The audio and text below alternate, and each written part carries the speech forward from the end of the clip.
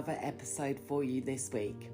Please like, share, subscribe so you don't miss out on future episodes, and I hope that you enjoy this week's conversation. This episode will consist of topics around domestic abuse, domestic violence and sexual violence. If you require any support or help, please get in contact with your local domestic abuse, sexual violence organisation.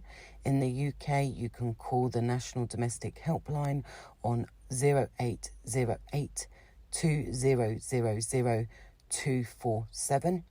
And if you are listening overseas, please contact your national helpline where support, advice and guidance will be available for you. Right, so hello again everybody. The last episode that we had where we were all together was, I don't know what everybody else thought, but I thought it was so much fun. And so I thought it'd be a good idea to have another one. So this week I'm joined by a group of women and we're going to discuss all things reality TV. I have thoughts. My question, we're just going to start and I'll just throw it out there. What do you think of reality TV that portrays relationships and sex and love? I think that they don't portray it in the best way. I think that often, for example, in Love Island, you normally find that there's love triangles, and in them, the men seem to be the ones that get to pick between the women, and it makes it like a competition between women on who looks the best, who is the most available, all of this kind of stuff. I think it's interesting though, because that surely mirrors society. So although yes, there's like constructed bits within that, so it is reality, but obviously it's constructed reality and parts of like setting people up to do certain things and think certain things. That generally is how society often operates, isn't it? That it feels like men have to pick and pit women against each other. It feels like those structures are kind of like socialised into us. So it is, whether it's a portrayal or whether it's a real life playing out, just in an uncomfortable way. I don't know. But then do you think that it should be like publicised like that? Like that it almost in a way promotes the patriarchy in a way? Yeah, I think it absolutely is. I mean, I think I've evolved in my thinking around it. I probably used to really enjoy Love Island, and now I don't watch it and can't watch it really, because you see too much into it. Like that. Like you see all that really unhealthiness and often quite overt unhealthy behaviours, don't you? It's not so it's like hidden in any way. But it's interesting that should we see it or shouldn't we see it?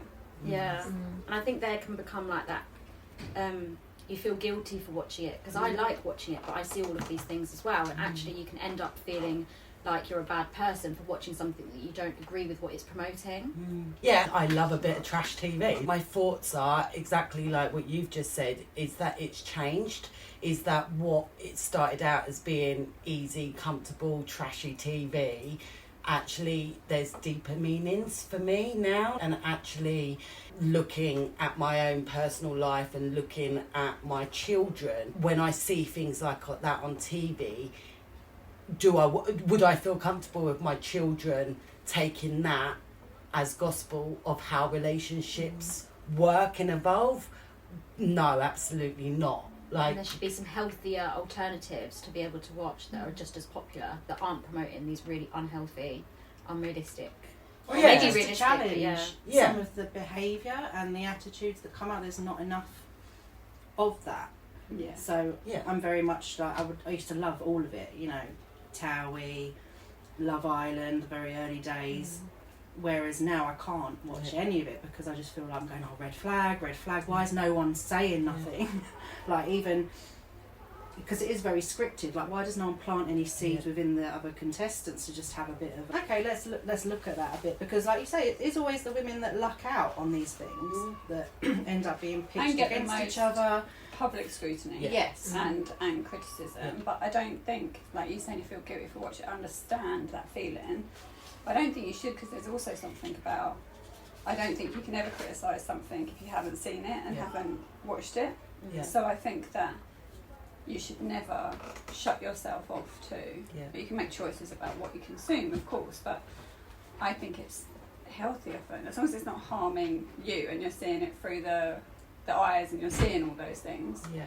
I think that's the difference. See, I think my worry or concern or my thoughts, because I said I had some, is that let's specifically talk Love Island. Right from the outset, it's very sexualised. So you have very gorgeous looking or perceived gorgeousness looking young people with flat toned bodies that have not got a hair out of place. Hairless. Even the promoter is like stunningly beautiful. So then in the subconscious is I don't look like that. So it's not a representation, first of all, what real people are like. We don't all just stick in our 20s, unfortunately. There is an ageing process. But equally, it's that messaging that actually you've got to look a certain way, to be a certain way, and going back, 20 or plus years, what maybe my thought process would be if I was looking at that for the first time.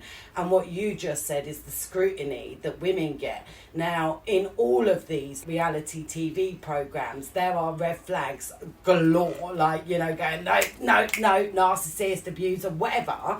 But then when it's called out, it's the messaging that's underneath that, because there's a lot of victim blaming. And it's interesting, particularly around Love Island, is that Women's Aid will always do a statement in season airing because of the red flags that are going out.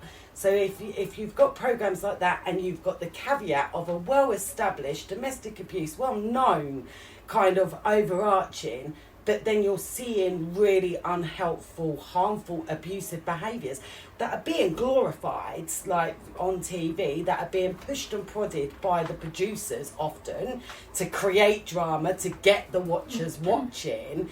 We're then in situations where actually you've got really vulnerable people coming out of a really closed environment into the real world, that not only are dealing with whatever's going on there, because actually some of the behaviours, but also the public scrutiny around that, and then the harmfulness that can potentially have on somebody's mental health. I also think now it's changed in terms of what it used to be like when it first started, and it's more harmful. They deliberately set people up, bringing in the ex-partner and the ex-girlfriend, deliberately to cause friction in there. Yeah, it's and like obviously it's all messing with people's scripted, so minds. it is Yeah. scripted, so they choose the bits they want to show you, because they haven't got the 24/7 everyday stuff isn't there. It's just the juicy bits that they want you to see. Yeah, And they're usually negative things. it's very heavily edited.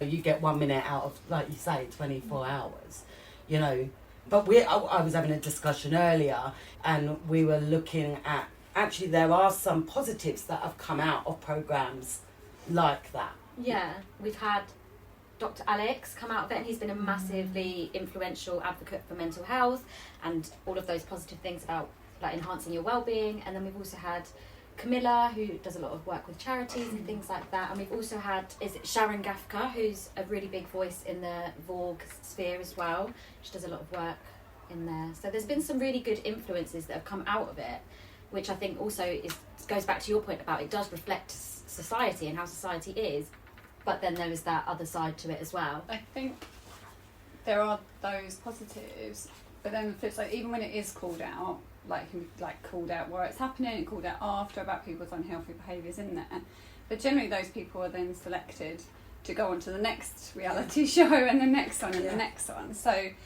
they become celebrities in their own right for that. It's almost like we're validating, behaviour. that's great, on to the next thing. Yeah, like, you've you've said done you're well. terrible. Yeah. Here's another show, and Yeah. here's some more money and some more exposure. But again, I think that is reflective of society, isn't it? Like, where is the actual consequence, even if someone gets called out?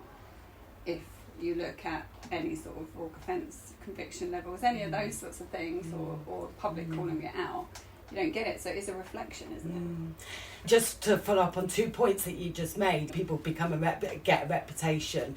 We're of the age that, back in the day, Darren Day was the love rap. He would go on whatever programmes or whatever, and promoting almost this kind of persona is that's your persona, and that's always what you're going to sit in, and that's always what you're going to be known from. So there's that element of, well, you're never going to escape this now, you know, so we pick and choose victims and villains based on what we see in these programmes. I don't know what people think of that. But even before it's got to that stage, you see them saying, don't you? After I said I don't watch it, I used to watch it, but like they have the little interviews with them before the programme actually starts, and they state their intentions. You know, I'm going in there to cause trouble, and I don't care if I ruffle feathers, and they've got their own aim, and thinking that the more troublesome they are, the more...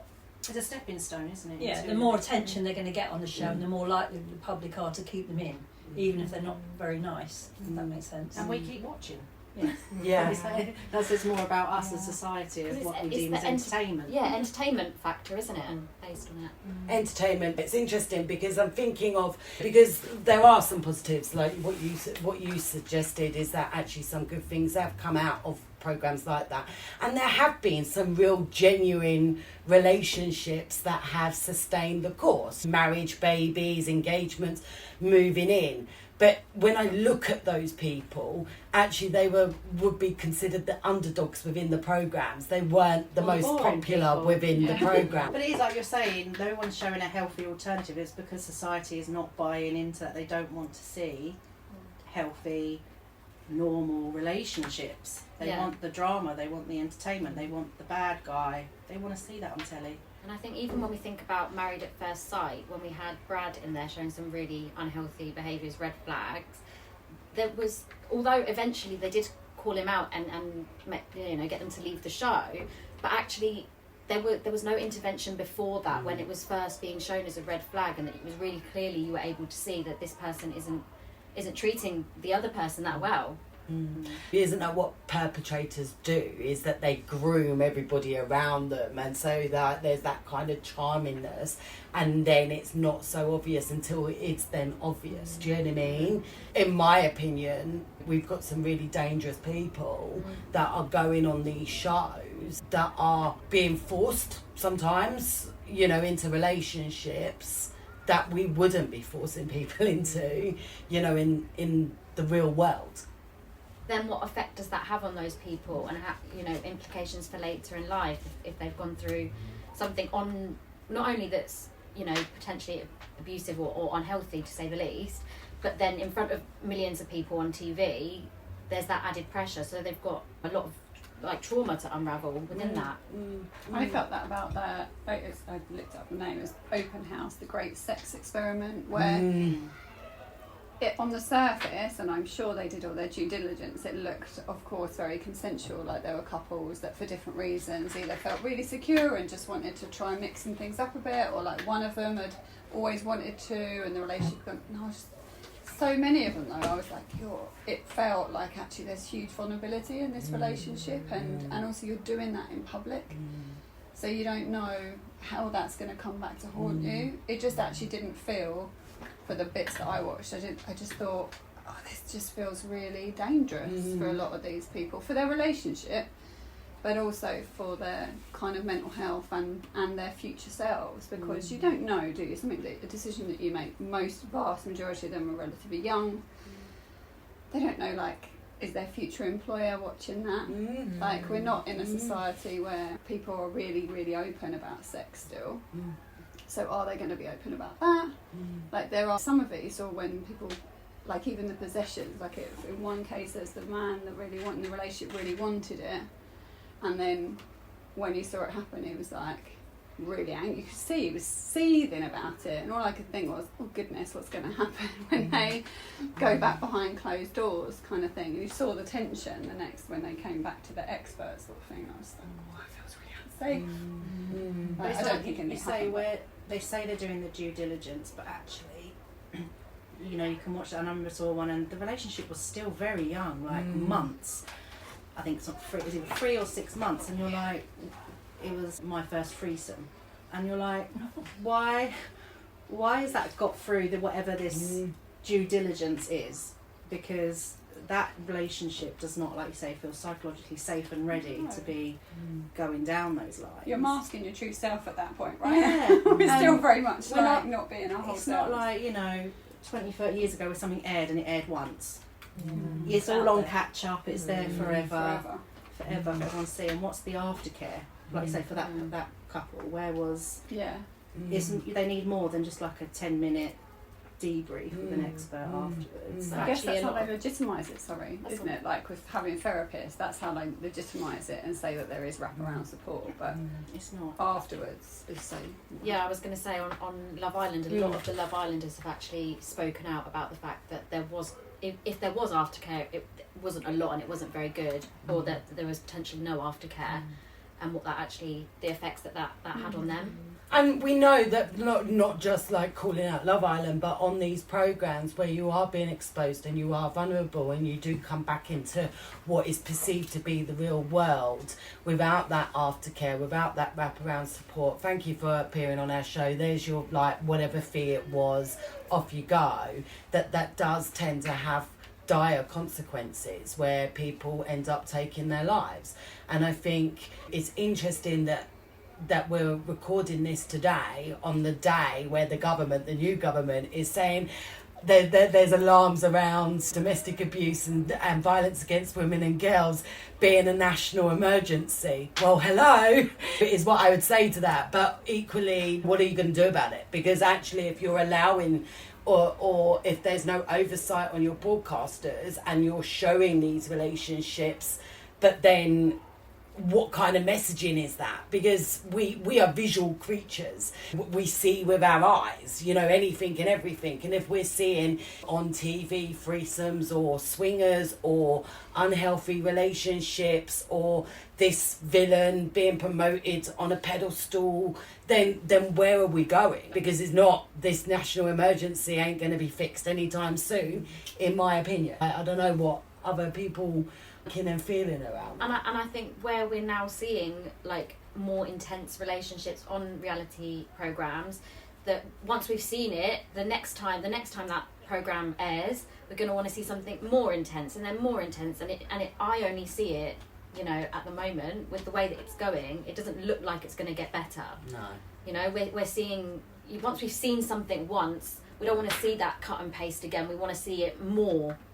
So if we have secret pleasures of watching trashy TV, I do like a bit of trash, I've got to say.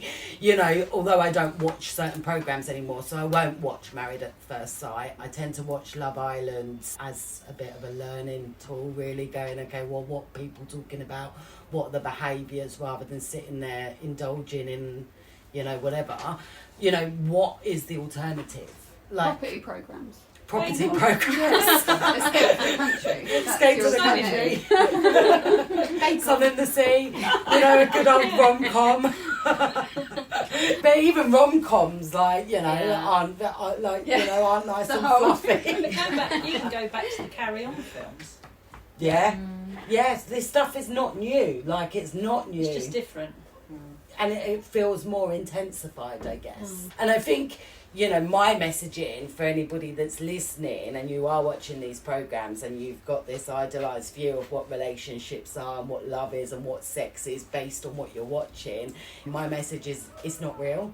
It's really not real. It's manufactured. It's script writers in the back of the room going, yeah, that will work. That actually what's going to get us more audiences.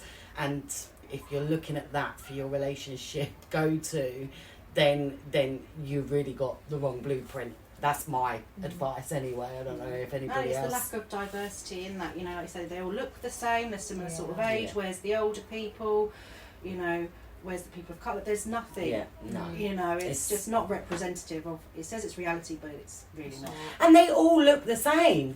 You can't tell anybody apart. We don't look like that in real life. There's 6 of us in this room. We all look very different. But if you switch on Married at First Sight or Love Island, they're all the same, which is this perceived idea of beauty. Person that looks different. Yeah. They'll make that difference quite extreme. Yeah. I do always, and I joke about it, but I do always want to give some sort of health warning about the lack of pubic hair on those programs, because I think that is utterly unachievable. Yeah.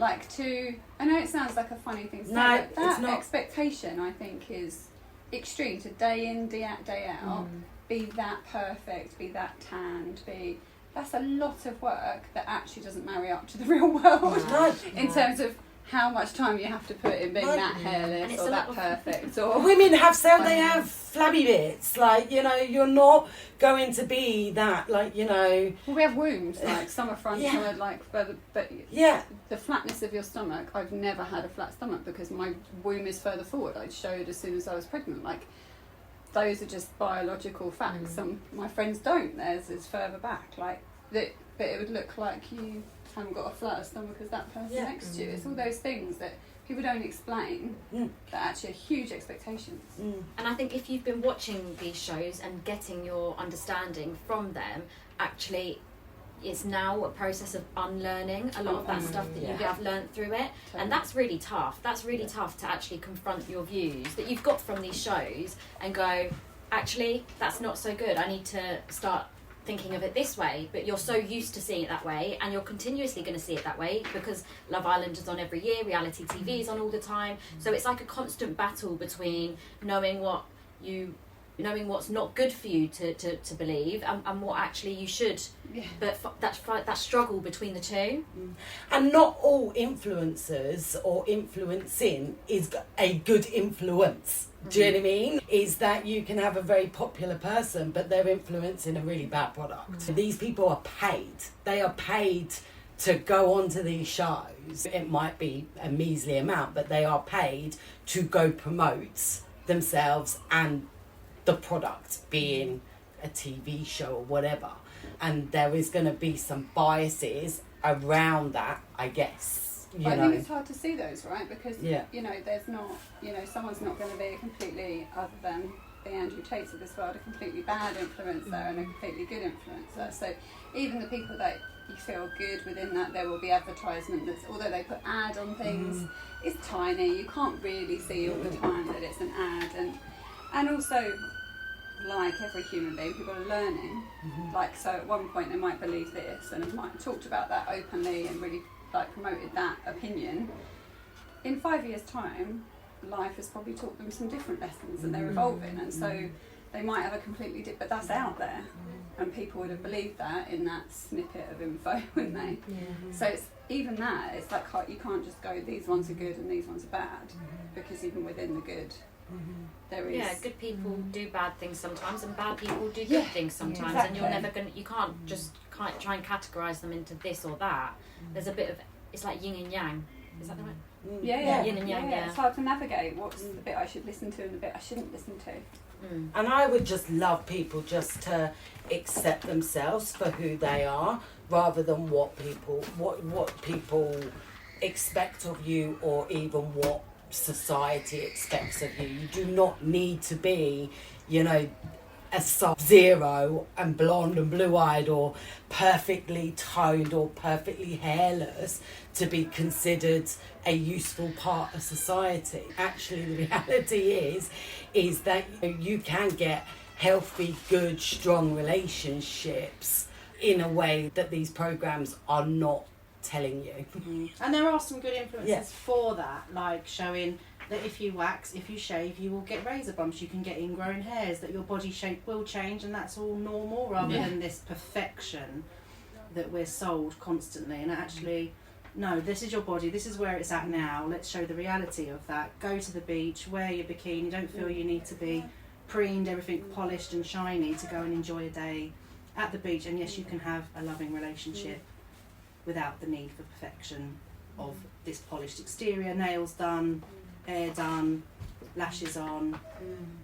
I'll tell you what, a programme I did like is the My Mum, Your Dad, because that was quite representative of what real life is like. That you get to 30, 40, you may have had some kids, some failed relationships, you're not looking... Just a few. You're not looking like that size, whatever, you know, that idea of perceived beauty. You're real, do you know what I mean? And actually, with that, you have a life of stuff that kind of carries on with that. And I felt that although it's still manipulated in some ways, it was far more representative of today's society and relationships than what something like Love Island is. But I think it depends on your audience as well, because actually that is representative of relationships for that age demographic, and actually the people who are watching Love Island, for young people, that is probably representative of how their relationships are. And also, I think different age bands look for different things and class different sorts of people as attractive. And what we Does that make prioritise as sense? important. Yeah. Yeah. Like, a young person probably wouldn't find a bald man attractive. But when you get to a certain age, it is quite attractive. Yeah, it's intelligence rather than beauty the older that you get. It is. You're looking at the deep blue eyes, Yeah. not the six pack. Yeah. It's what makes up the core of the person rather than what is the exterior of the person. But could they not do a Love Island just for that? Imagine bald having men. your children. Yeah, bald men. Bald Love men. Island. You could go in. Hairy legs and bald men. I'm just saying that what's attractive to one person isn't attractive Yeah. to another. Yeah. And all the people on Love Island generally look the same, don't they? Yeah. And as we've said, we don't necessarily find that attractive. No. But to a target audience of a certain age person, they would. They're targeting, people in late teens, 20s, aren't they? Maybe they're saying Generally people over a certain age shouldn't even be watching Yeah. it. But then again, that is a wider discussion, is it? Probably for another podcast around how women are not allowed to age. Yeah. Once you get older, you're kind of discarded. Definitely No one wants to watch you. another podcast There we episode go. without a question around the views and ideals of women and actually the difficulties of aging. That definitely is going to be an episode, so stay tuned, listeners, because we are going to record that soon. But going back to the point around these TV programs and stuff, is that I think that they can be helpful in being able to highlight behaviour that is not acceptable, as in that's a red flag, and people calling that out. On the flip side of that, because not everything is black and white, there is grey in between. On the flip side of that, I don't think that producers, TV organisations, recording studios are equipped necessarily to be able to challenge those behaviours. For them, that it gets them more numbers, and there is something around how do you respond appropriately to those early red flags without letting that play out and somebody potentially being hurt. And then I also think that we need to stop victim blaming. If behaviour is being called out, it don't matter if he is 6'2", bald head, blue eyes, whatever, is that if that behaviour is wrong, it is wrong regardless. And actually not being on social media blaming often the woman for the man's behaviour because he's being an arse, and even in this current season of Love Island, you're seeing that already, where the men are acting outrageously, but somehow the women are responsible for the men's behaviour. Make that make sense. It's that actually people have choices and they have to live with those consequences rather than transferring that. And I think that that's probably why it's so difficult for us who are in this profession watching it play out, because we see all of it. It's going. I see the ones that are going that way. Yeah. But I think it is about, I think it's rated this a whole different conversation, but around role models that look empowering but actually have been quite often socialised within gender inequality and the patriarchy to believe that's what empowerment looks like and what freedom looks like as a man or a woman, but particularly as a woman. I think those things are really tricky to navigate and to see when it looks like there's so much perceived freedom to wear what you want and to be sexually liberated and all of those things, but actually it's still very much within a patriarchal male gaze. But it's hard to see that when you feel free. And there are men on these programmes that are calling out other men's there are. behaviours. There definitely are.